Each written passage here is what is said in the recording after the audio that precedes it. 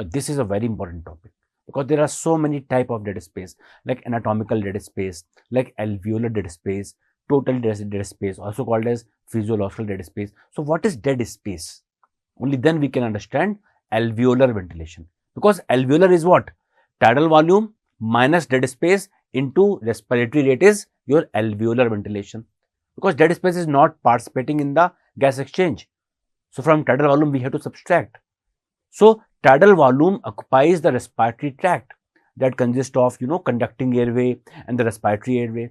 And we have discussed the fraction of tidal volume that is present in the conducting airway is not participating in the gas exchange. That is called as anatomical dead space. Because of the anatomy of the lung, it is not participating in the gas exchange. It remains only in the conducting airway. And for 500 ml of air inhaled, approximately the dead space, the anatomical dead space is 150 ml. So this is called as volume of the wasted air. So volume of the wasted air is called as dead space. So dead space is defined as a space within the airway that do not allow gas exchange with the pulmonary capillary blood to occur. Since this dead space is due to anatomy, so we say it is anatomical dead space. So if this is anatomical, then something more can be there. And sometimes they ask you the ratio of dead space and tidal volume. So 150 upon 500, you can see here it is approximately 25 to 30% ratio in the normally healthy adult. Thus normally 30% of, you can say, minute ventilation does not participate at all in the gas exchange. This is about anatomical dead space. Now what is physiological dead space? I have told you physiological dead space is actually the total dead space, and that is equal to anatomical dead space plus alveolar dead space, if any. In physiological condition, normally there is no alveolar dead space.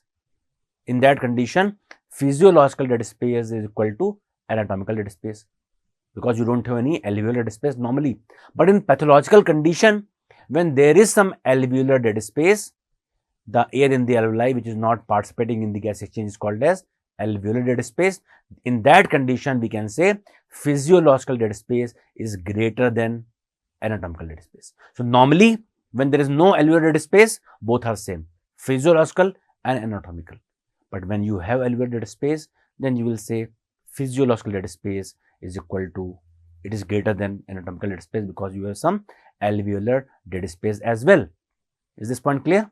Because it is negligible in normal, so we assume it to be 0 until unless there is some disease when you have alveolar dead space. For example, in pulmonary embolism, the air in the alveoli will not take part in the gas exchange. That air in the alveoli will be wasted. So pulmonary embolism is the best example of alveolar dead space. The second point, in this PiO2, that is PO2 of the inspired air, will be equal to alveolar PO2, P capital AO2. Point number third, what will be V by Q ratio? What is V by Q? Ventilation-perfusion ratio. Perfusion is 0. So something, if you divide by 0, it becomes infinite. So in the case of alveolar dead space, doctor, in the case of pulmonary embolism, V by Q ratio will be infinite. These are very, very important points. I hope you understand this point. So the best example of alveolar dead space can be pulmonary embolism, and all the factors we have discussed.